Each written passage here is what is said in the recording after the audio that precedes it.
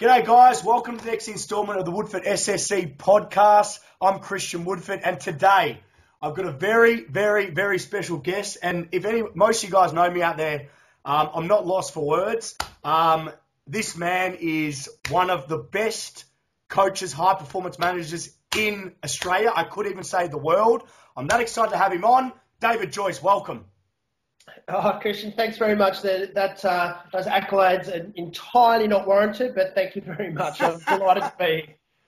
Great, man. Beautiful. Now, Joycey, I've actually got, most of you guys know out there, I really don't plan anything. Everything comes off my head. So when I actually write something on the Facebook page or I do it in my blog, it's all in my head. And everyone asks me, do you ever think about it? I just kind of go with it. I'm so passionate about strength conditioning. I kind of say it. Today I've actually got questions for Joycey, so this might actually be structured, Joycey. We're going to see how we go.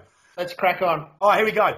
First of all, your full position, so who you work for and your full position at the club.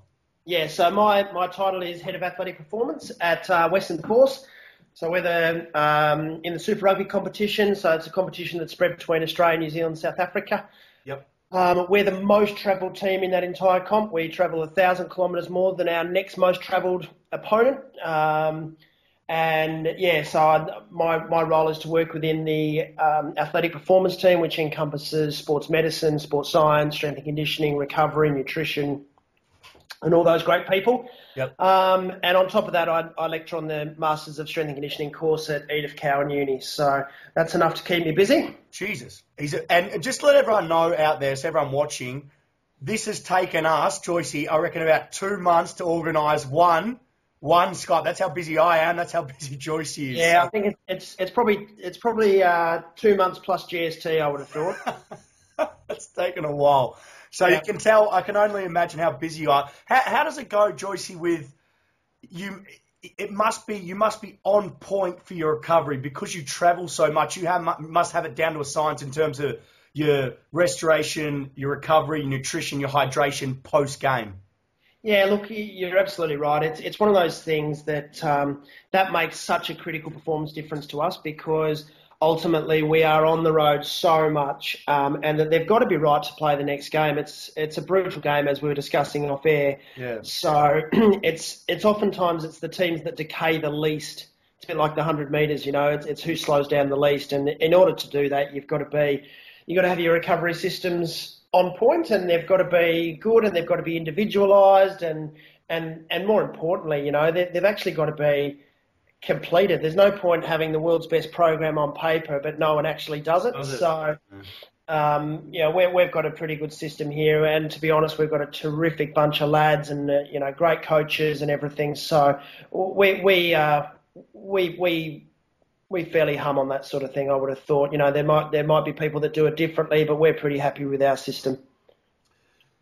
Very good. That's a lot of kilometres travelled.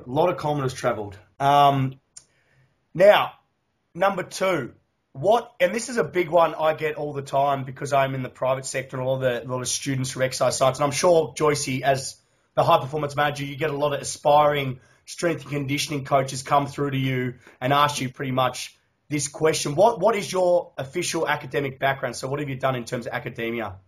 So my first degree is a Bachelor of Physiotherapy at University of Queensland in Brisbane, so I went up there to do that. But my background was always more strength and conditioning side of physio as opposed to manual hands-on side of things. So that was kind of the physio that I was, and then I did a master's in sports physio, and then I did a master's in strength and conditioning. But all the way along, I've been a strength and conditioning coach and sports scientist. So. So I'm lucky enough to have an undergrad and then 2 postgrads, and then I obviously lecture on the S&C degree at Edith Cowan as well. So that keeps me fresh and up to date. But more importantly, those things are important, but they're kind of hoops that you need to jump through. The way you learn things and the way you develop yourself is by experience, not the degrees, and it's by hanging around good people and learning from good coaches like yourself and doing the mentorships and putting in the hard yards as interns and that sort of stuff. That, to me, those university degrees are good because they give you a platform, but I'd take an experienced coach over an academic coach any day of the week. Okay, so question to you. You get a resume on your desk, right? And this is, you've got an opening for a strength and conditioning position. Mm-hmm. And I get this question all the time, like, should I do my master's? Should I do my undergrad? What's the best qualifications? What, for all those students, and we've got a massive following from young aspiring strength coaches, what advice can you give these aspiring strength coaches in terms of what qualifications academically do they need? What is the minimum they need, do you think? It depends on the area that you want to work in, but if you want to work in strength and conditioning in a professional club these days, if you want to work with the senior team these days, you won't get much of a look in without a master's, whether that's a master's in strength and conditioning or whether that's a master's in high performance.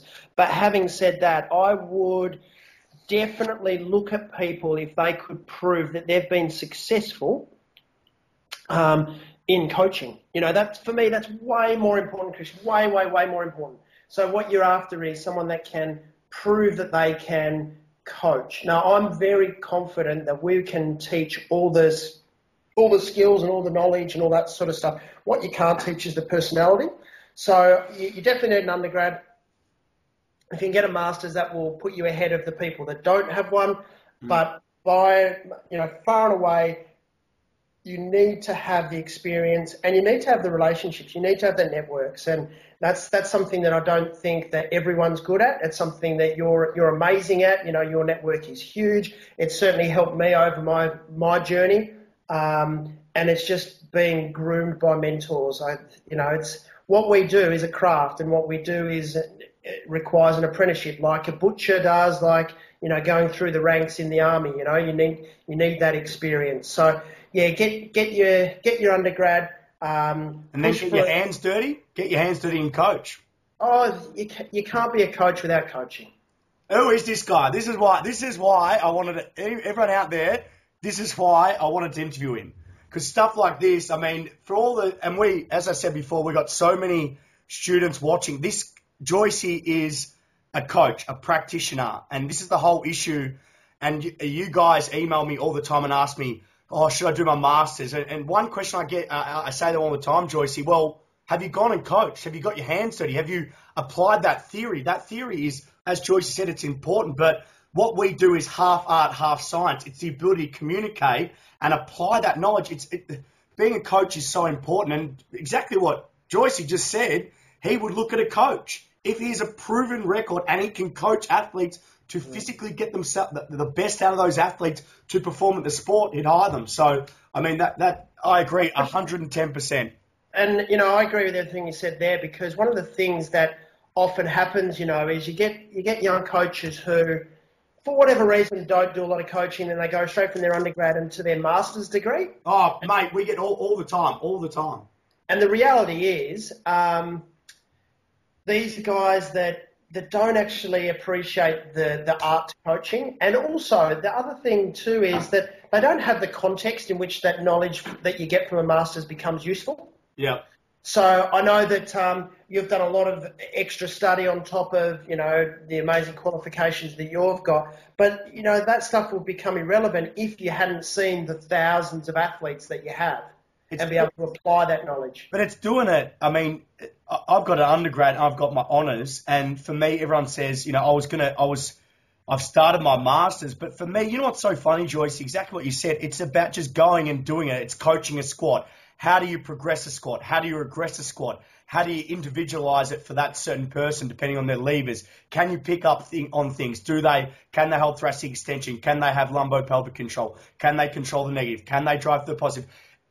Exactly what you said. It's doing it. Time, repetition, mastery. It's a skill, isn't it? Oh, of course it is, mate. And they're skills that you can't learn from books. Now, I love books. I know you love books, and you read loads, and I read loads, and we both write, and that's stuff that we're passionate about. But ultimately, controlling the negative and driving the positive, mate, you can never, ever, ever see that in a book. Nope. No, you can't. So you heard it first, guys. That's probably, and that's one question, as I said, I get asked a lot, and it's a really good answer by Joycey. You know, I'm sure the staff that he has on his staff, yes, they're very knowledgeable, but the ability to apply it. And Joycey, I think one thing you just said really got to me, how important, and tell and all the viewers out there, how important is networking? It's so important, isn't it? Yeah, it is. It is. And I suppose back in the day, I felt that networking was something of a sleazy underhand technique to be able to just call on favours and I really believed in a meritocracy. You know, I wanted to be known for what I'd done and all that sort of stuff. But the reality is that you do that as well, but you also need to help each other in life. And in order to develop these relationships, you need to give before you receive, and you need to be able to nurture those relationships. And then it's just like a tree, you know, they bear fruit over time. And I always say this when I'm teaching on masters and you know, giving lecture series and all that sort of stuff, is when you do a master's, the information you get is class. You know, it's really high quality information, but the thing you get out of it more than anything is the people that you meet. It's because they're the people that help you. They're the people that will tell you when a job's coming up before it comes up. They're the ones that will tell you about a job that's never going to be advertised.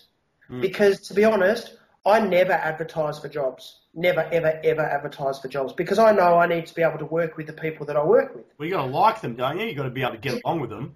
Well, they've got to be able to work in a team, and you might have the best qualifications on record, but if I don't know you, how do I know that you're going to fit in my team? How do I know that you're not going to undermine the entire process because you're an egotistical maniac? How do I know that you know, you're not going to try and snipe someone to get their job? So working in a team in high performance is so critical, and the only way you get that is by people vouching for you, or by knowing people. So I know you, so I'm comfortable working in my environment, but someone else who might have a PhD in strength and conditioning that I don't know, mate, I'll tell you what, you'll get the job over him. Can I ask you a question? Just might be going off a little bit off topic here, but what do you think of? Okay, does a strength coach? You've got all these a lot of strength coaches coming out these days got PhDs. What is your take on having a PhD? Because I get asked that question a lot, and my answer is a PhD will not make you a better coach, in my opinion. Yes, it will give you the theory on that specialised topic, but it won't make you a better coach. I'd love to know what your opinion is on that. Oh, look, I think anyone who does a PhD needs to, you know, get a huge medal, because my sister's got one. She said it stands for permanent head damage, and what you end up by getting is you get a really, really refined expertise in a very, very, very small topic. Yeah. But the reality is, being a strength coach is not a small topic. You need to be good at an amazing, you know, a broad area of things. And, you know, people that we look up to in our industry have got PhDs, you know, your Dan Bakers and your Darren Burgesses and your Stu Cormacks and these guys. Yeah. And they happen to be amazing coaches. But there are equally plenty of good guys out there that don't have PhDs, and there are plenty of PhDs out there that are not good coaches. So I certainly don't think it is a fundamental prerequisite to being a strength coach, no. Very good answer. Now, move on. Number 3, where have you coached? So take me back to the start when you first started your career and you first started coaching. Where have you coached? Well, so I've coached in Australia, obviously, and then when I retired from footy and wanted to see a bit of the world, I went over to the UK and wanted to see where my old man was from, and, you know, the usual thing, you get a series of good jobs and then you fall in love like all silly young boys do, and you stay there for what was initially supposed to be 18 months and it turned into the best part of a decade. So in that decade, I worked with a rugby club called Saracens, who are a big famous club in London there, and then went to the English Institute of Sport and that was initially in Cambridge and then moved up to Manchester. And so I was responsible for taekwondo and did a lot of the cycling work and the long distance running and badminton and squash and all these other sports, which gave me a huge background in sports that people play, and a huge variety of movement analysis and strength and conditioning and sports medicine and high performance, like truly high performance. So I went to the Olympics with Team GB in 2008 in Beijing. Then on coming back from there, I got recruited to work in the Premier League with a club called Blackburn Rovers, who at the time was one of only 4 or 5 teams to have ever won the Premier League. So I worked with Rose. We had a couple of Aussie boys there, Brett Emerton and Vinnie Grella. Really, really good team. We came 6th that year for a club of our size, which was huge. And then from there I went to Galatasaray in Istanbul. We had Harry Kuehl there and Lucas Neal, and so those guys and I were the Aussie Mafia, and it was a terrific experience in Istanbul, which is a great place if you've never been there. Absolutely outstanding place, but hugely unstable as a club. We went through four head coaches in the space of a year, and it was doing what I do. I get soccer players to lift heavy things, which is quite contrary to the culture of soccer, particularly in Europe. Soccer, sorry, just cut you off there, but soccer players don't really believe in the value of strength, do they? I mean, what I know, I was at Victory at the youth team, and one thing I got from it, they're kind of more inclined to doing gimmicky movements, unstable stuff like that, than rather your basic core bilateral strength movements. I don't know what you think about that. Yeah, look, I think that's certainly the reputation. At Rovers, we were a pretty small club. And finished 6th, and part of the reason was we decided that we were going to physically intimidate our opposition and outrun them and outmuscle them, and so we had a group of players that really bought into that.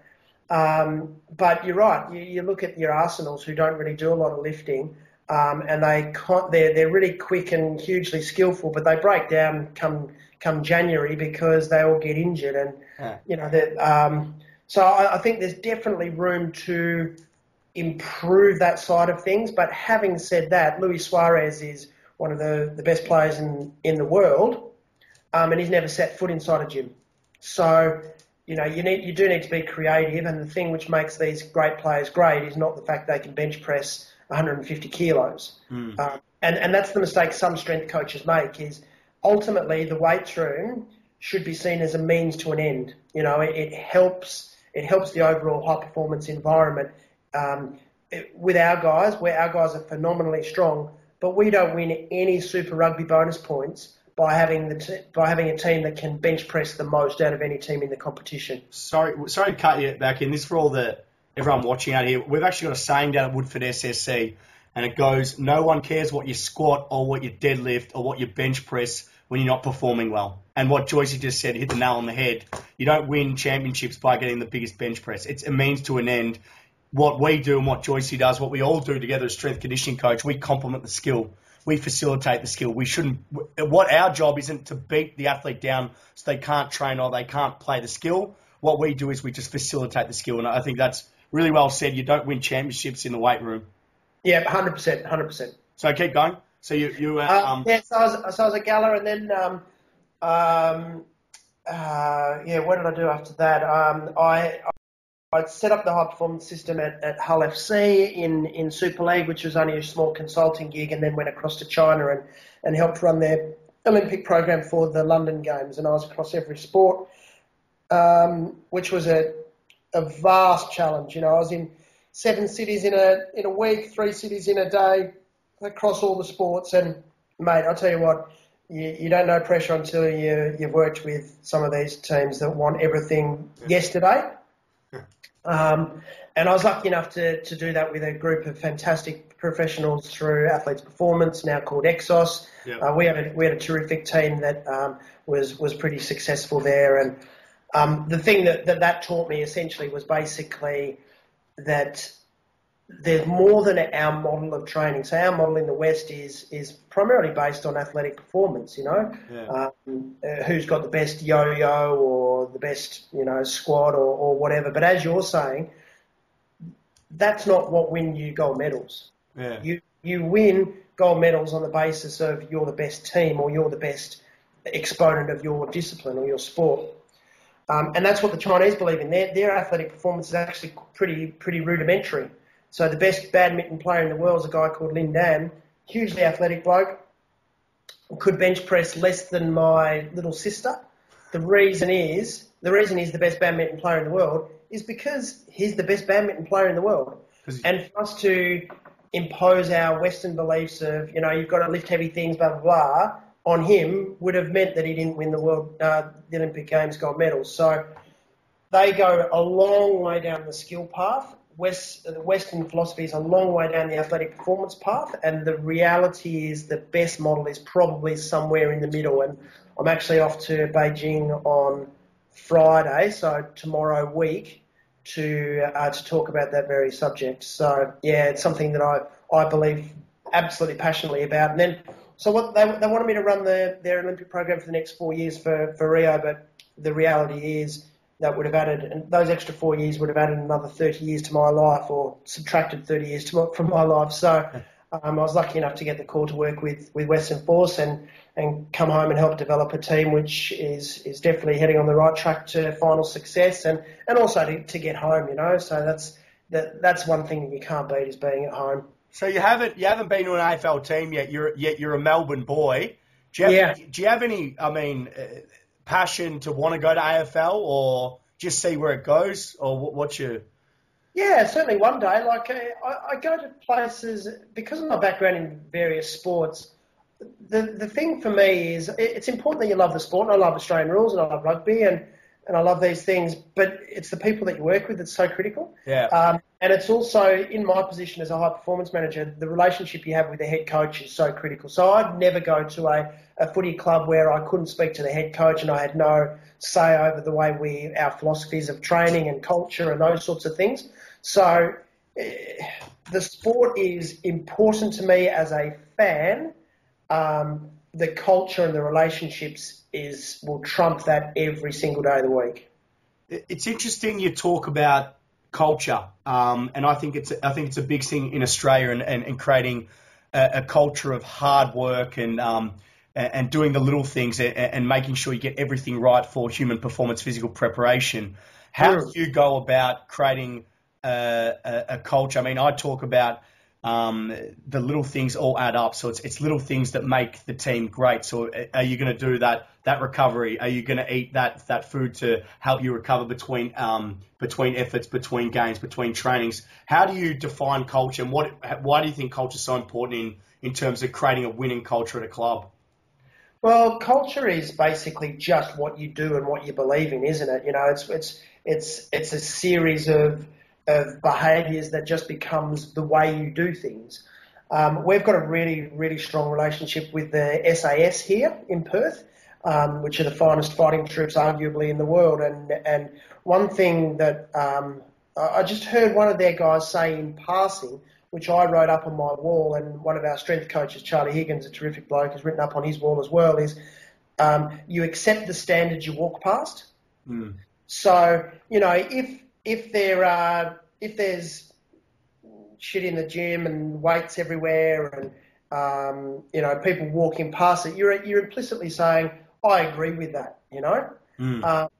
And so what you need is a group of leaders within the playing group, but also a group of people within the staff that enforce the fact that actually, no, that's not good enough. We need our kitchen to be tidy, which sounds like a really little thing in a sporting environment, but it's all about pride in your home, isn't it? Mm. And if you've got pride in where you work, if you've got pride in each other and you challenge each other and you get the most out of each other, you can't help for that to be a positive culture that is displayed for 80 minutes on a Saturday. And the reality is we're with these blokes for 20 hours a week, let's just say, which gives them 148 hours of the week by themselves. So you've got such a small window to influence their lives. So you really need to maximise what you can do and create this real pride. And whether that's pride in how clean they keep the kitchen, or whether it's pride in the fact that they're not going to let standards slip in the 79th minute of the match, or pride in the fact that we're going to really go after our leg strength today, or pride in everything that you do. That's what culture is. People come up with fancy names for it and algorithms, and people make a lot of money out being cultural experts and leading groups of young men around. But the reality is, if you get everyone on the same page and they've got an outcome that they measure themselves by and they're accountable to it, that's a performance culture. I mean, I think you bring up the fair point, and I kept coming up. The word was pride in your own workplace. I mean, exactly what you said. It might not sound much, but it could be like a weight out of place, or it could be like a paper towel on the ground. At the end of the day, that's your house. And I think culture is set by leadership. And I can only imagine in the gym or around the Western Force, the level that you set the club, and hence why it's successful. But you know, it gives all the viewers out there, any aspiring strength coach or someone who wants to be the next David Joyce, it's only look up to guys like Joycey, who sets exactly what he said, culture. It's pride, and have pride in your work. And the best quote that Joycey, when I was in America, and if he's watching this, Drew, you've done so much for my life. Drew Wilson, the head of Maryland in NCAA Div 1, Drew said this to me, and Drew was kind of like you, Joycey, very upfront, says how it is. Drew said, if he was going to be a shit shoveler in life, he'd be the best shit shoveler.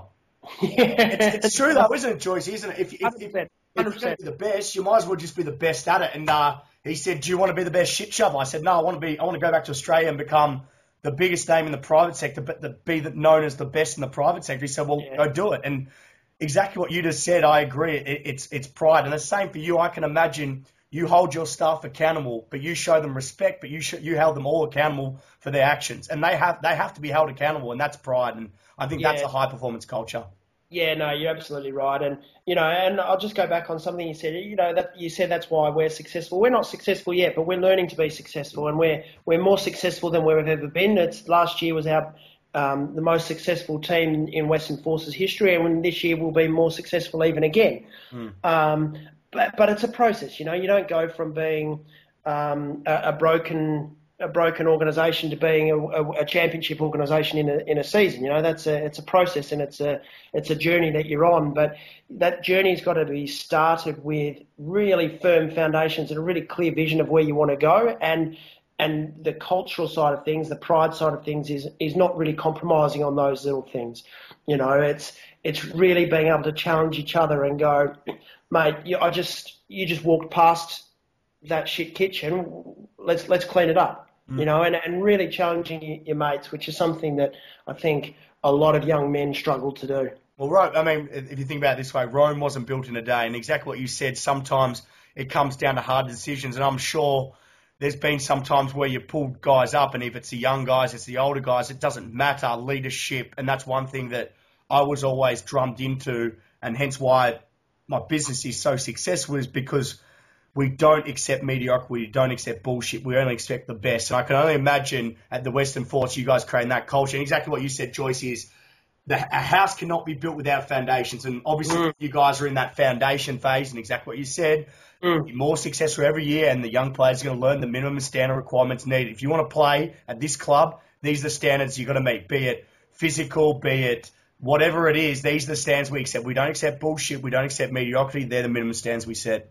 100%. Yep, couldn't agree more. Number 4, what area? I'll just let everyone know quickly out there, I've got no idea, and I'd said this to Joyce at the start, I've got no idea about rugby union. No more. I train rugby union. I got no idea. So please, if anyone who's watching from rugby union, Terry Connon had a good laugh at me because I got no idea. So I'm a football man, AFL. I love it. St Kilda, I love them. Same like Joycey. I just realised Joycey just told me off air he was an Essendon man. So I apologise in advance. Number 4.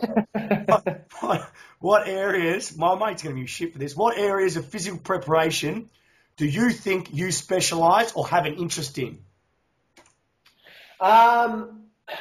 Well, as a high-performance manager, what you need to be able to do is be across all areas. Yeah. So my philosophy of being a high-performance manager is not to be not to run a program where I've got a series of mini-me's like Russian dolls. Yep.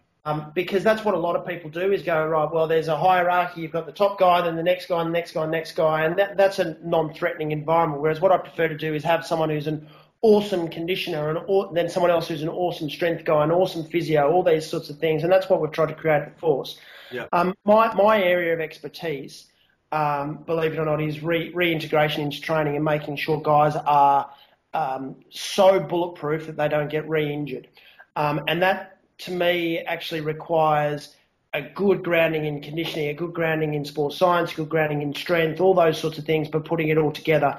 The other thing that I do a lot of work in is movement efficiency, is how people move, because you can be you can have really strong legs, but if you can't apply force well and accurately, you're going to be an inefficient mover, and therefore you're going to be ineffective on the sporting pitch. So that's something that China really drummed into me as well. So my area of expertise, I suppose, if you want to call it that, would be movement efficiency. I mean, you bring up a very good point, and I say this to a lot of my athletes as well.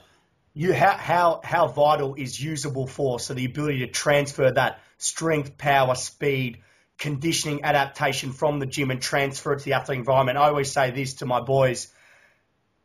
Most of them can squat heavy weight. That's really good if you can squat heavy and you're strong and you're powerful. But if you can't use that, and you can't use that for the skill, and they can't use that for executing of the skill, it's useless, isn't it? Oh, 100%. Unless you're in the CrossFit Games, where all it means is that you've just got to be able to squat things and do it 1,000 times. Well, that's fine. But for people that are involved in real sport, I like that. I like you. That's good. I thought I was treading a fine line there. Joycey, trust me. That's fine. But for us, we've had players in the past that have squatted 240, 250 kilos, but won't get selected for the match squad because they're no good at the sport. So, the reality is, and I was talking to some of our interns about this today, like say if you and I have got to run a yo-yo test or a 30-15 test or whatever, and we both sit on the bike, we've both got exactly the same VO2 max, but you're a really good runner and a really good turner, and I'm terrible at turning. So what ends up by happening is we start off, and little by little I leak energy. So we know from the very beginning that our fuel tanks are exactly the same. But because I'm leaking fuel, because my technique is poor and all that sort of stuff, and it turns out that I've got a really stiff right ankle, you perform better on that yo-yo test. Now, is that because you've got a better aerobic capacity? Well, absolutely not. We've tested that. We know that's not the case. It's just that you're a more efficient mover. And equally, I go and fix my right ankle and I can turn. I do 30 minutes work on learning how to turn properly. And then all of a sudden, I get exactly the same score as you on a yo-yo test. Is that because my aerobic capacity is improved? Absolutely, hell no. It is absolutely about the fact that I've become a more efficient mover. You're more efficient. So that's why it's so important, mate. That's why it's so important. The best rower in the world is a lady that I had in China. She's a phenomenal rower, just a sweet mover of the boat. But all her peers were better in the gym than her. She was just able to apply that force, as you say, usable force. And she's been unbeaten for 20 years, count them, 20 years. And we got her to she was World Cup champion when I was there. So, and at the age of 34, she was she used her force. She was an efficient mover. So, yeah, it's great having a big squat, but you've got to be able to transfer it.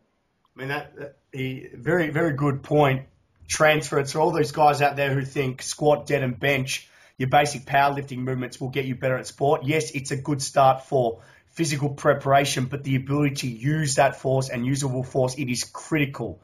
You've got to know how to transfer it. If not, it's useless force. There's no point of being strong if you can't use it with that skill. So I think what Joycey, the point he brings up is 100% true. And Joycey, I mean, one thing that people forget in terms of our job is the actual ability to play the skill. Our job is redundant if they can't actually play or read the play or play the sport.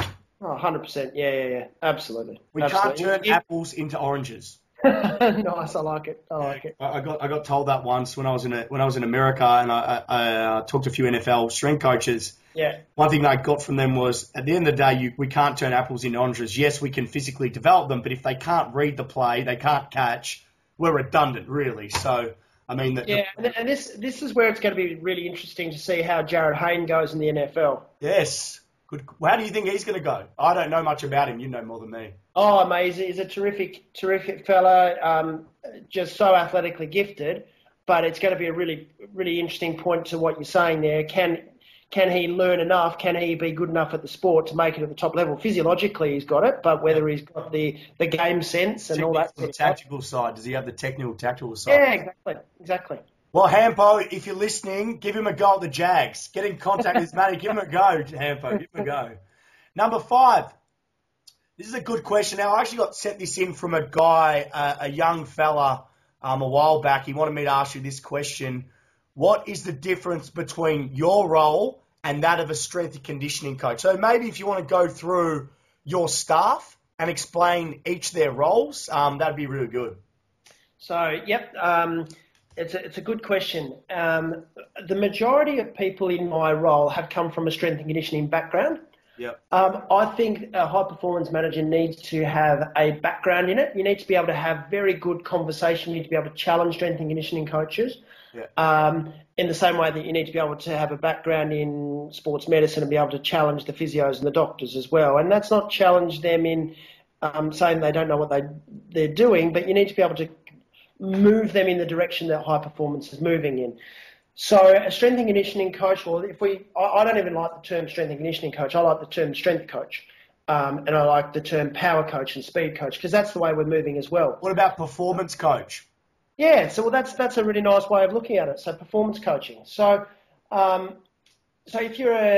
we've got a strength and power coach, a guy called Will Markwick, who's one of the most successful young coaches in the country. He's led the Perth Wildcats to unprecedented success, and he is an outstanding, a phenomenal strength coach and speed coach. So he translates everything from the gym onto the pitch.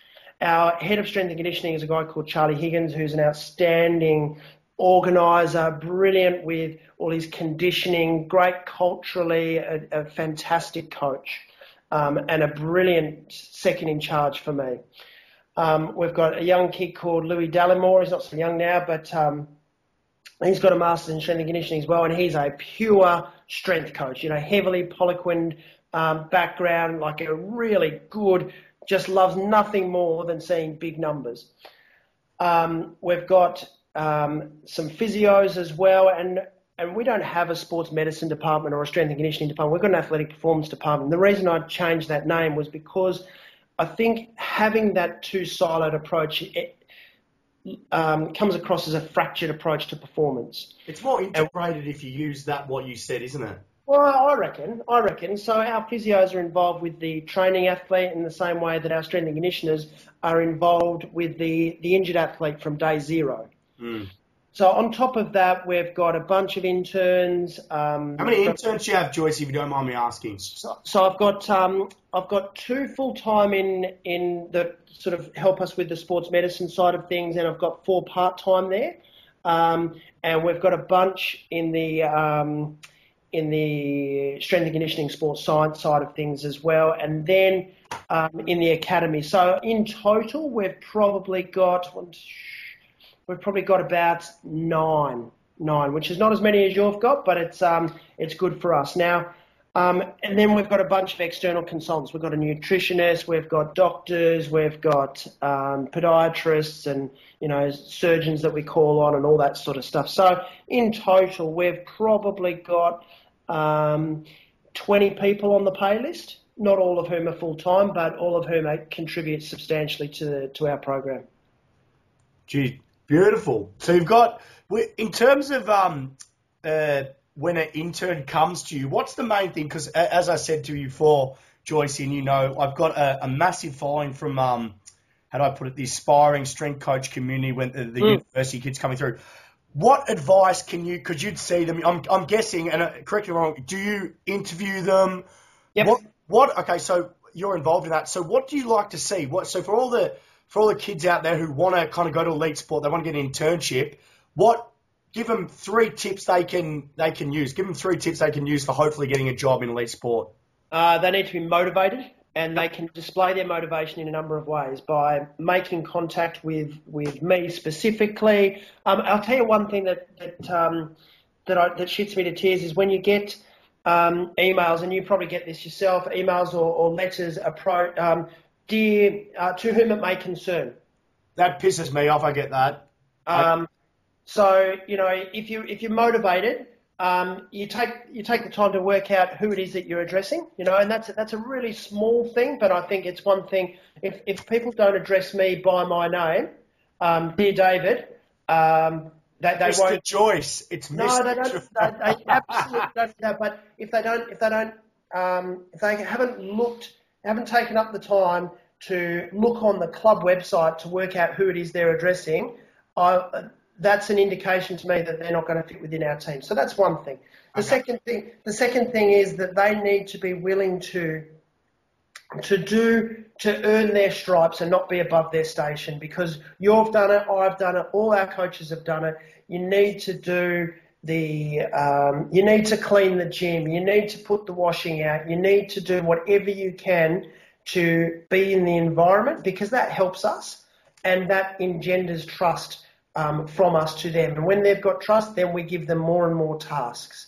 So they need to be motivated, they need to be enthusiastic, and they need to be available. And by available, I mean they can't just, in elite sport, as you know, elite sport doesn't work 9 to 5. You can't just say, I'll be there from 9 o'clock to 11 o'clock on Wednesdays and Fridays and every third Saturday.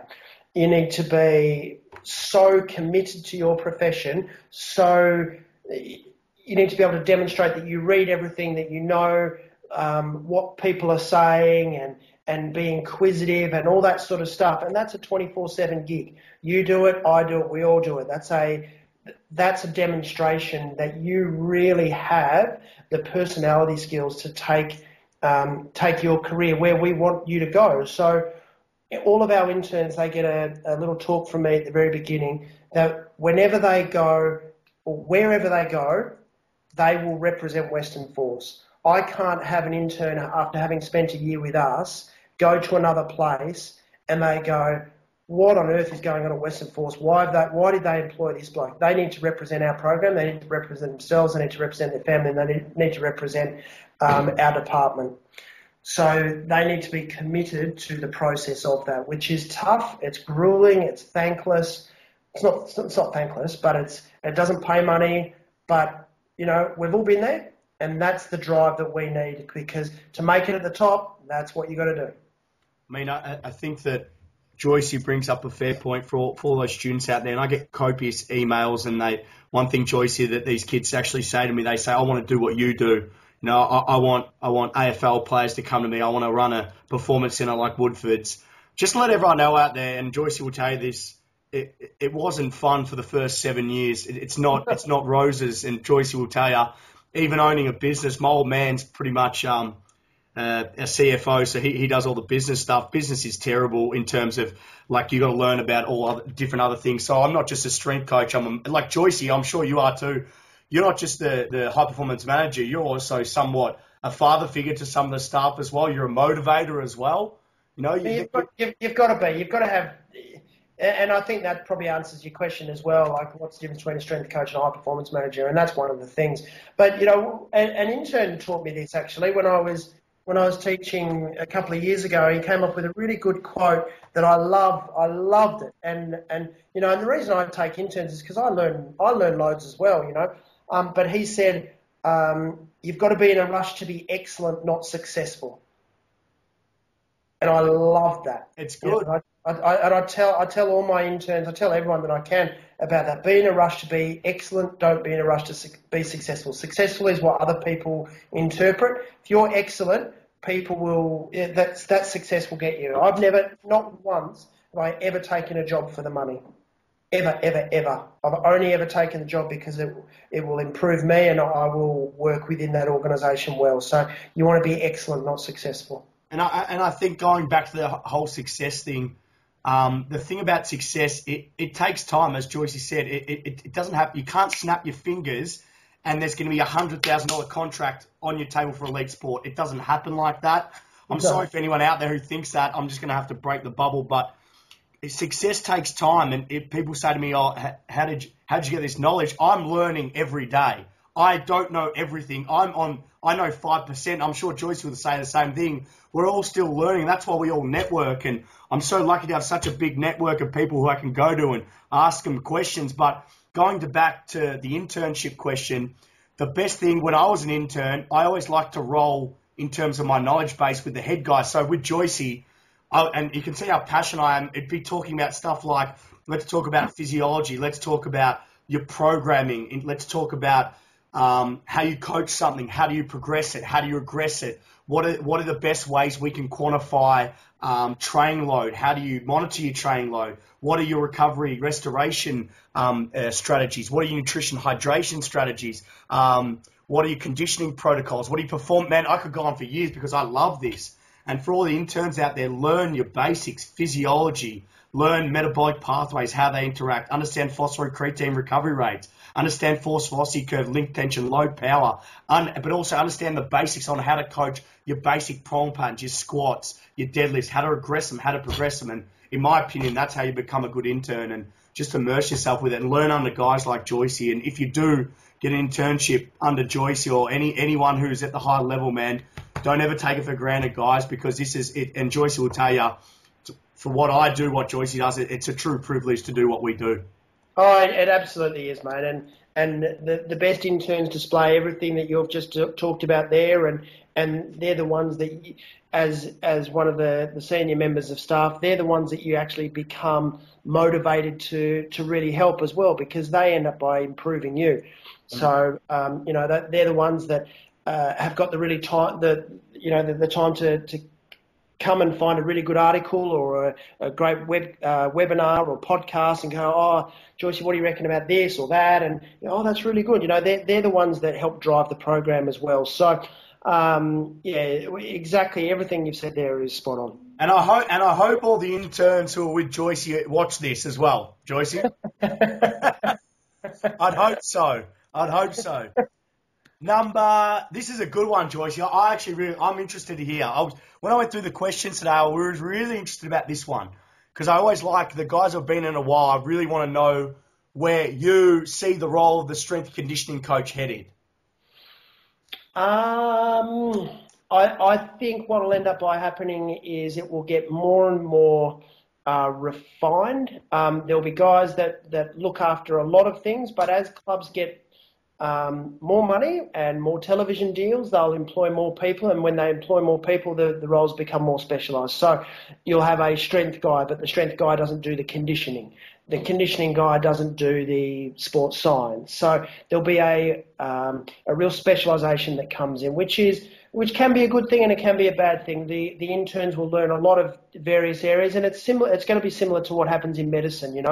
There's very few general surgeons around these days. There's a hip surgeon, and the hip surgeon doesn't necessarily operate on knees, and the knee surgeon doesn't operate on shoulders, and then the gastro surgeon or the gastroenterologist doesn't deal with brains and all those sorts of things. And I can see performance going that way as well. I think the increasing technology and increasing data is going to drive our profession, because it's going to eliminate guesswork, which is only a good thing. But what will never, ever, ever die out is the skills you need to be a good coach. And you can have all the qualifications, as we've already discussed at length today. You can have all the qualifications, you can have all the book smarts, but unless you can tap into the motivation of an individual athlete, unless you can correct their squat technique or their running pattern or their whatever it is, you won't be successful. So that is the fundamental thing that I hope and should never, ever, ever change, and that is to be a good coach. And good coaches now display exactly the same qualities as good coaches 50 years ago. Don't bring which is why we still read, the autobiographies of the greats. It's true though, isn't it? I mean, it's just sticking to the basics. The basics work. What worked 100 years ago still works today. But as you know, there's a lot of people who just want to sell bullshit and sell themselves for it, and that doesn't work. So I mean, sticking to the basics of things. Let's not kid ourselves. We will never develop a finer lower body strength exercise than the squat or the deadlift. We will never do it. It doesn't matter how much technology we get. They will be the big rocks in 200 years' time. And you're right with that. I mean, as long as those basic primal patterns, your squat and your deadlift, they should be at the core of any strength program. And if they're not, get a new strength coach. Correct. Or if you're in elite sport, unfortunately, you're stuck with them and go to Western Force with Joyce. All right, number 7. What advice, and we've kind of gone through this, but we can kind of reiterate because, Joyce, if there's one question I get time again, is this. And look, for me, I only give advice on the private sector. You're in the elite sector. What advice can you give to aspiring strength and conditioning coaches? Well, I think we've discussed a lot of it already, haven't we? I think there's certain personality skills that you need to display, but they're inherent to you. But I reckon with the advent of technology, get onto the podcast, but be selective about what you listen to. Get onto the reading and make sure it's applied reading that you're doing. Get your qualifications, but far and away the most important thing is spend time with good people. I've still got my wise counsel, my Gandalfs that I go and chat to and go, well, what do you reckon about this problem or that problem? And I'm selective. I'll speak to one person about strength, but another guy about power, for example. So have a network around you. They're the most critical things, but also lift yourself. Be a good role model for your athletes, and they will always appreciate if you believe so much in what you do that you do it yourself. No one likes a fat strength coach, and you're not a good representative of our profession.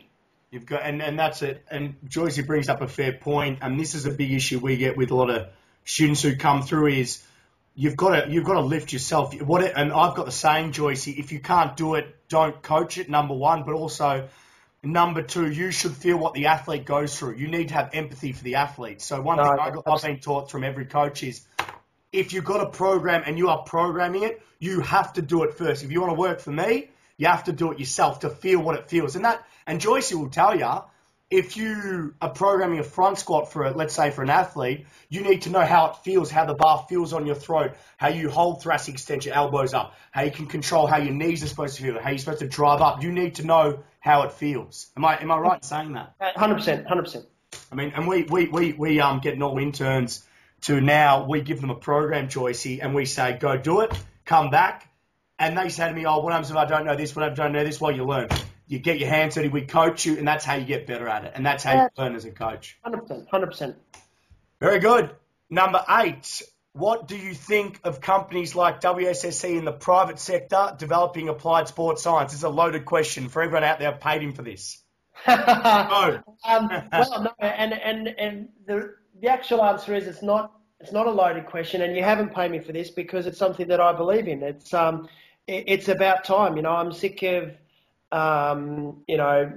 poor trainers in gyms. And let's be honest, there is a big difference between a strength and conditioning coach and a fitness trainer.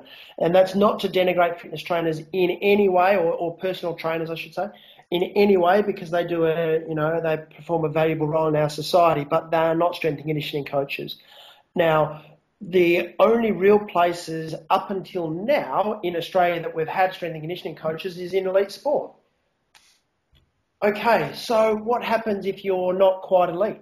If you haven't broken into an AFL club or a rugby league club or Western Force or whatever, but you're aspiring, do you just go and get a personal trainer, or do you actually go to someone or an institution, and I call you guys institutions, that actually drive that proper performance paradigm that we look for at the elite level?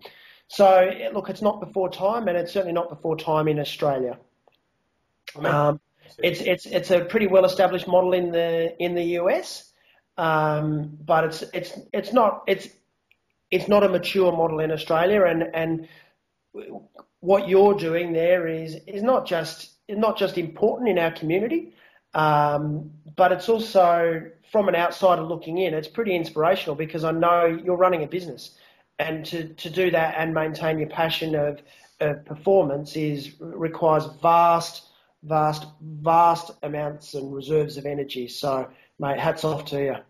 Thanks, Joyce. I mean, coming from you, I mean, that I really do appreciate your kind words. I think what you said in that really hit me very hard. For all those people out there who have heard my story, and all my mates listen to my podcast, Joyce, here, and they mostly give me shit about my story. So when they hear this, they probably walk away from this, but they know my story. But one thing which Joyce brought up was the point was, where do you go in Australia? And this is for everyone out there. The American model, Joyce, as you know, it's massive. The private sector's booming.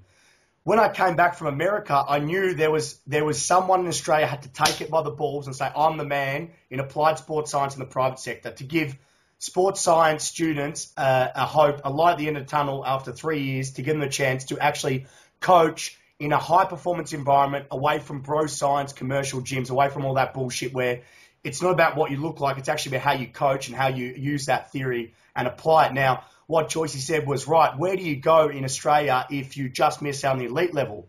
You go back down to your amateur club or your semi-elite club where they don't have that elite high-performance service for strength conditioning, for medical, for physiotherapy, for recovery, for nutrition, and you kind of get lost and you keep getting lower because at that elite level, it's not only about the skill, but it's also about the physical preparation. So what we noticed was, and what I saw, I knew there was a niche because the Australian athletes were getting left behind, the ones who wanted to play at the high level, they weren't getting that service. And what was happening is they were regressing their athletic potential. They were getting slower and they were getting weaker. What WSSC has done is we've bridged that gap between the sub-elite to elite, so the amateur to the sub-elite, from the sub-elite to the elite, and we're giving chances for athletes who want to learn about the high-performance sector and the elite sector, so when they do go there, they're more ready and they understand about strength conditioning, about nutrition, about hydration, about recovery. So the words that, I really do appreciate those kind words, Joyce, and I will pay you later. Well, the thing is, mate, I don't say... People who know me know that I'm free with compliments, but I never, ever give a false one. So rest assured that I'm not just trying to pump up your tyres there. I actually really do believe it. And people, and not just yourself, people like yourself, guys like Mark Verstegen in the States that started up Athletes Performance, hugely inspirational because it takes a lot to put your balls on the line there and to believe so passionately in what you do that you're gonna have plenty of detractors, very, very lean meals and lean years over a number of years until your vision is successful. And we see that not just in our industry, but in all industries across the world where people starve until they make it big, And it takes time. It's one of those things, and it's funny because it came from a dream.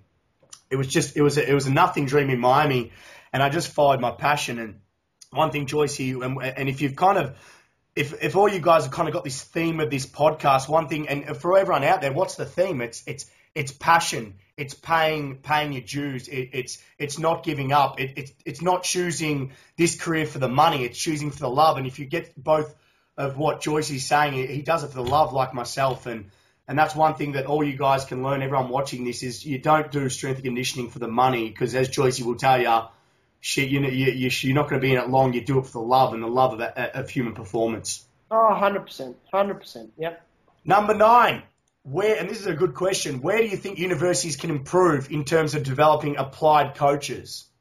By teaching coaching, and what they need to do is get real coaches in to develop the coaching side of things. Now, as we've discussed many times already in this podcast, there's fantastic people that teach you the theory, and I think that's one of the strengths of the masters at ACU and at ECU. There is a real drive to develop coaching, but I think if we're to look at the Australian model, I think Australians are very good with the sports science side of things and with the understanding of the technical side of things, but the coaching side of things, I think the Americans still lead the way. That's not to say that there are not fantastic coaches in Australia, because there absolutely are. There really, really are, and there's some really good sports scientists in the States as well. But on the whole, their system is much more based around the quality of the coaching, and I think they're way ahead of us. Not a long way, but they are a little way ahead of us in that regard, and that's where we need to pick up. Especially in the private sector, what I saw, they're a lot more developed in the private sector in terms of strength and conditioning and how strength and conditioning is mainstream. So you look at Scott Cochran from the University of Alabama, who is rah-rah, but he's the head strength conditioning coach, or they call director of strength conditioning.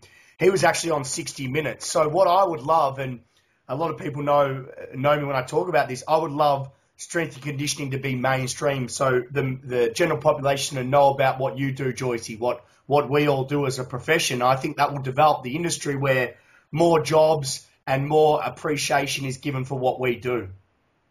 No, look, absolutely. But equally, you don't go into it for the recognition, but our industry gets a bad rap on the basis of some of the things which has happened in various clubs around our nation in the last couple of years. So it does need people like yourself to stand up and go, we actually are really good. Most of us are really, really good at what we do, and we care deeply about our players and our performance. So, yeah, look, I agree. It'll be a good day when that happens.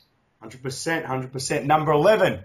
Oh, that's a good question. What are your training methods for developing athletes of all sport? And just quickly, before you answer this, for everyone out there, if you listen to Joycey's background of what he's coached, what was one common theme it all came through? And the common theme to me was he's coached over a number of different areas, number of different sports. What does that mean? He's got different skill set for programming. Now, the basis will always stay the same for most field-based sports. They're going to squat, they're going to deadlift, they're going to get stronger, we're going to integrate. But at the same time, different needs analysis, different motor patterns. He's learned to develop his skill set for different sports. So for all those people out there and aspiring strength coaches, my advice, and I'm sure Joyce's advice, would be to not pigeonhole yourself with one sport and learn a different, vary your CV for coaching. Absolutely. So what was the question again? What are your training methods for developing athletes of all sports? Your training methods, your methodology. It depends on where they're at their time in their career. First of all, is you need to improve their movement skill, and their resiliency. Yeah. So their robustness. Once you do that, you layer on strength and power and speed. Now, there are some sports which need more of that than others, but I really believe that weightlifting, for example, like as in lifting weights, not the sport of weightlifting, is resisted coordination training. So I hate looking at ugly limit lifts, a really poor squat technique, or, a power clean that the bar goes all over the show. What I believe is you get the technique right, and then you add duress to that technique. You try and put the technique off by adding an extra plate on the bar. And what you're trying to do is groove that technique so it is resilient under the duress of extra resistance. And it's not just resistance that you need. It's to add duress. It could be volume, or it could be the time of the day that they're doing it, so they're fatigued or whatever. So what you're trying to do is ingrain that skill. You're pretty much saying it's pretty much neural patterning. It's very high neural patterning. That's exactly what you're doing, and you're developing that resilience to that neural patterning by lifting heavy things. And the side effect of it is that you get strong, but the real effect is that you're developing that skill. So there's no point being being able to load up the bar on a squat but do it poorly, because we know that that's not going to translate onto the pitch or to the sporting field. All that does is show that you can get a bar from the floor to the top. But the reality is, if you want to translate that, you need to be able to do it in a skillful and efficient manner, because on the rugby pitch, you don't have to do one squat. You've got to do, 80. It's true, though. I mean, at the end of the day, and another big thing, exactly what you said in terms of neural coordination, neural patterning, and reinforcing that correct technique and making the athlete more efficient and transference. there's no sport, in my opinion, sport specific is a myth. There's nothing in the gym, Joyce or myself, can give you that's sport specific. Everything we do here is just, everything we do in the gym is just a supplementary way of sport specific conditioning. And the manifestation of it being in the gym will get you stronger, will get you more powerful, in the hope we take that newfound performance capacity and that enhanced neuromuscular profile to transfer it to the skills so you can execute the skills at a higher level. And that's one thing for all the guys out there. Exactly what Joyce has said 1,000 times before in this podcast is it's a means to an end. At the end of the day, the goal is, boom, athletic performance. That is the goal.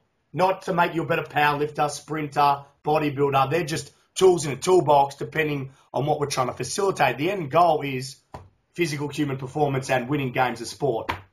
Yeah, no, and you raise a really good point there, and I really don't like the term sport specific, because what we do is not sport specific. What we do is sport relevant. We're developing the capacities for them to display their skill. It's the skill that wins the match.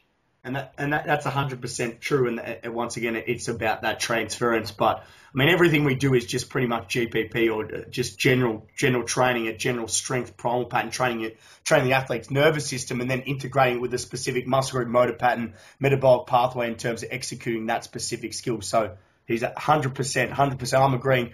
Sports specific, Joyce, I'm sure you've heard it thrown around a lot. Yeah, I mean, it kind of rolls off the tongue, doesn't it? But I've gone on record and said that it's a poor term, because if it's sport specific, it's just doing the sport, isn't it? So it's sports relevant. So that's the real thing that we need to be able to do. It needs to be, and you need to be able to defend your choice of exercises in the gym to the coach or the high performance manager when they come in and say why are they doing a split squat or something. And which, by the way, I think is a fine exercise. But if they can't defend why they're doing it, if they can't say, I'm doing it because I'm building in, one-legged strength, or, they need to be able to say how it improves them as an athlete, whether it's robustness or injury resiliency, or whether it improves their performance or their ability to perform on the pitch, then that exercise goes out of the program. For all the WSSC fans out there, the reason why we split squat, just Joyce said it, single leg strength, obviously minimising bilateral deficit, but also open, closed, kinetic chain, 1 foot up, 1 foot down, so specific neural stimulus there. For anyone who does a split squat, that's why we do it. Number 12. Incidentally, to all the listeners, they should realise that we haven't prepped any of this sort of stuff, so I'm not going off a cue card or hitting things that Christian wants me to hit. We just happen to share very similar philosophies on training. So this is not a setup. Yeah. It sounds like this has been bloody this setup. Similar methods. And Joyce, I'm sure you can agree with me when I say this. And this is for, it's so funny when people come talk to me and they always want to know about WSSC methods, or they want to know who I learnt under. And and what I say to them, Joyce, I say, I don't reinvent the wheel. I'm not doing anything that's overly exciting. I'm very simplistic in my programming like you. And what I say is, you can get 10 strength coaches in one room, and yet, yes, they might have subtle differences on how they coach, how they program, how they cue their athletes. But one thing I think you can agree on, the basics stay the same. Those basic core principles will always stay the same as a coach. Am I correct in saying that? Absolutely. And that's recognisable from, as I said earlier, 50 years ago, and will be recognisable in 200 years as well. So, it's exactly the same. Good quality coaching, consistency, and overload. They're the three critical features of a program. Consistency is a big one. So for all my athletes out there, when I get so upset when you miss a session, exactly what Joyce said, and this is coming from David Joyce, not from me, continuity, consistency, and adherence to a program is critical. You miss 1 week, you detrained, we're back 1 week, we regressed. Continuity is so important, and at the elite level, it must be even more so, because their window adaptation is so small. With a lot of my boys that are novices or sub-elite boys who haven't really lifted high performance before, you guys are lucky because your window adaptation is quite large. Spare a thought for the elite boys. They need to train all year round to maybe get a 1 to 2 to 3% increase in strength, power, performance capacities, which takes time. Yep, absolutely. Couldn't agree more. Number 12, This is a good one, Joyce. I don't know about this. I probably should have said 5, not 10. Where do you see yourself in the next 10 years? Geez, I don't know. I'd like to win a load of things with people that I care about. You know, that's the most important thing for me. I need to be happy, and for me to be happy, it takes, because I think that's the fundamental thing that in life, isn't it? You know, Yeah. And for me to be happy, I need to be helping others, and for me to be doing that, I need to be in an organisation or working with people that is driving high performance. Now, that's my life. I love high performance, and so I really want to be stable in a place. I've travelled around enough now.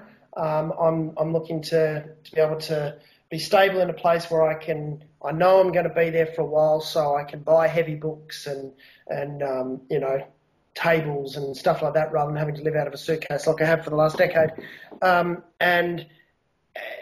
Look, I'm never in a rush to get anywhere. I just want to do the best at what I can at any particular time, and at the moment that's Western Force, and so I want us to win absolutely everything. I want us to be seen as the most physically dominant and athletically powerful group of rugby athletes in the world, and to be able to create a legacy whereby that we have successive generations of Western Force players doing that, but also successive generations of people that have worked in our program that go on and improve performance in our program and in other programs as well. I want to just generally increase the capacities of our profession worldwide, and that's kind of the basis behind the book that we did, and speaking to people like yourself, and it's the reason why you do what you do as well, because you want to make a difference in life and you want to be happy doing it. And so I'll do whatever it takes to get me to those places. I mean, for everyone out there just listening to this, for David to give up it's been an hour and a bit of his time, you know, and it just shows the person that he is. And ever since I met him through, I think from Terry, or we had it on the high performance thing, and you inboxed me and we had a chat, and, you know, yeah, I think that was it. And we went back and forth, and we've just, you know, kind of our relationship's grown from there. This is networking. I've just networked with David. We've gone back and forth. But one thing I know about him already, he's very loyal. But number two, he's very passionate about helping people. And that's one thing I can see why he's developed as a high performance manager, because he really likes helping people. And for him to give up his time for all our listeners and for all the Australian kids out there, you couldn't get a better role model than Joycey. So I really look up to him. And I tell all the kids when we have our classes, I say, you know, these are the guys to look up to, like Joycey, like Butters, like Stu Cormack, who used to be at West Coast and was at Essendon, like those guys. They're great guys to look up to. So, you know, once again, I know I've said this to 1,000 times even off air, but I really do appreciate you coming on here and having a chat to us. No, look, it's an absolute pleasure and a real honour, because I think you're doing some absolutely fantastic things, and I can't wait to take our boys down there and hopefully run a session at your joint when we get to play the Rebels next year. I've got two more questions. Two more questions. First of all, I want to plug. I know you didn't want this, but I'm going to plug your book for all those guys out there. It's in my car, and I wish I had to hold it up, but it's High Performance Training for Sports. Now, I'm going to tell you this right now. I've read a lot of books. My favourite book, I'm not just saying this because he's the author, I promise you, because talk to all my mates in strength conditioning, I've pushed it and I love this book. This book is not theoretical, just written by academics. It's written by the best practitioners in the world. And this is coming from me. I love it. It's my Bible. I get all my staff to get it. All my internship students, all the 60 students who are starting on Tuesday. I can't wait to get you guys in the gym to learn about our methodology of coaching and to teach you more about applied sports science. Number two, you guys will all be getting a high performance training book. So that'll be your Bible. It's mandatory at Woodford SSC to get it. And Joyce, if you want to explain a little bit more about it and how you guys came about it, and the next project you got with your book as well. Yeah. So, thanks very much for. I've just pumped that up, Joyce. Yeah, you definitely have. Look, it's a project that we had, and similar to what you've said, you know, it's about building relationships. And I'm a lifelong learner like yourself. I just wanted to learn the best things, and I was frustrated by the books that you get out there, which often are academically based. which is fine, but not really applied. But equally, there are plenty of books out there written by one person, and no one person is an island in high performance. You can't possibly be the best person in strength and the best person in flexibility. There's too much work in there to specialise in the area. So what we did was we decided to get this book going, and we've got 24 odd chapters, 30 people have written, and go, right, well, who is the best guy in strength? And who's going to write something that the readers will want to know, and it's a really applied book. So it's not just this is what happens to actin and myosin, this is how you use bands and chains. So we spoke to Dan Baker, who's the president of the Australian Strength and Conditioning Association and one of the best strength coaches in the world, highly decorated coach, and coach is the right word. He is a coach.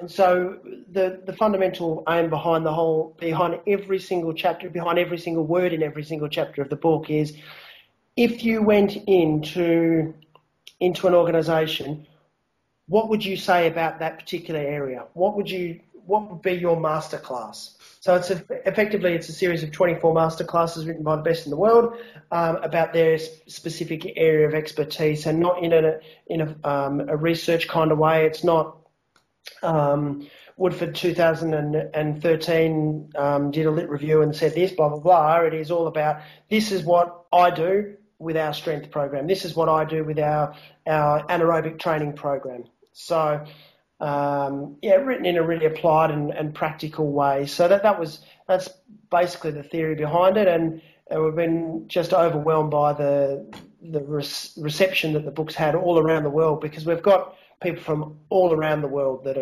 have contributed, and it's not just individual areas, but it's about there's chapters in there about how to put it all together as well. So look, we're really humbled by it. We worked really hard to get the price so incredibly low, because my passion is not to. We won't make any money. I think I get about 6 cents per copy sold. So it's not a money making exercise. It is just to get every strength coach in the world to have a copy to learn from the best, and that's what we're trying to do. It's a conference in a book. Well, and what's your next project? Are you allowed to release that? What's the next project you've got? Yeah, we've just released We've just submitted the manuscript for it. We're just going to take the photos now, and that is Dan and myself have done it. It's a very, very similar concept, even more authors this time, 40 authors from around the world, but it's about high-end performance rehab. So it's not a sports medicine book. It's not a strength and conditioning book. It is when someone's got a tendon problem, okay, so what is it and how can we get them back to elite performance? Not, okay, stand on a step and do 3 sets of 8 calf raises like you see in most flipping sports medicine books. This is a performance book, but it's more from a rehab side of things. How do you rehab an injured thrower back to elite baseball? So we've got the best from the Cardinals in the US to write that chapter. It's the same sort of ambition, but it's just a slightly different series of topics. Beautiful, beautiful. And when does that come out? It will be sort of early part of next year, so maybe March, April next year. Okay, beautiful, cool. And for all those who want to get the High Performance Training for Sports book, where's the best place they can purchase it? Depends on where you are, but mate, look, it's in all the big bookstores. So Amazon, of course, and then in Australia you can get it from Dimmicks online, or go to the Human Kinetics website as well, which is humankinetics.com or humankinetics.co.uk if you're in the UK. And that's the easiest place, and it's really inexpensive, and it'll be on your doorstep in a couple of days if you order it. What I'll do is, for all those guys out there, when I put this podcast up, I actually put a link for it as well, so you guys can grab it. Because, mate, I get a lot of questions. Where do you get it from? I'll put the link for it. As Joyce said, I mean, I ordered mine straight away. It came in about 2 to 3 days, very quick. I was that excited, man. It was like Christmas for me when I opened that up, Joyce. So for me, I'm actually going to, when I see Joyce comes out, I'm getting her to sign it. So for me, I'm quite excited. So just to read it, it's really good. And it's funny because I still refer back to it. There's still little bits and pieces. Oh, okay, that. As he said, it's a masterclass. It's the best over a number of areas. Flexibility, movement efficiency, injury prevention, strength, speed, power, agility. that's athletic development. That's total athletic development. So for me, I mean, I loved it. Yeah, no, thanks, mate. And we've written it in a way that you can use it immediately upon your first reading, but it's got enough depth that it really does reward repeat reading. And my ambition was kind of selfish to do it, was because I wanted to spend time with these authors and say, well, let me really understand what Franz Bosch has got to say, or Dan Baker's got to say, or Stu Cormack's got to say, or these guys. And I read it. I've been in this game a long time, and I read it all the time, and it really does. It's helpful for the young coach, but it's also helpful for the experienced coach, in my opinion. But, you guys can be the judge of that.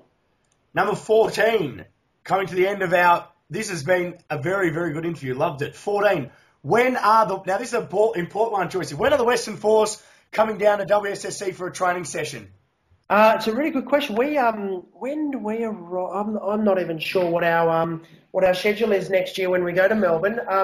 But I will definitely be going down when I next get to Melbourne, and I'm looking to get to Melbourne in a couple of weeks as well for the ASCA conference. So I'll definitely be there, and I know that there's a couple of our guys that keep a very close eye on the strength and conditioning world, because that's their kind of background and their interest as well, our players. So I know that they were really excited when they knew that I was going to be on this. So I'm sure they'll be wanting to catch a taxi with me along to have a look at your facility. I mean, especially for me to get the elite guys down, and we had and I'm going to drop his name here. You'll be very excited. Patrick Smith from the Sydney Roosters in the NRL, assistant strength and conditioning coach.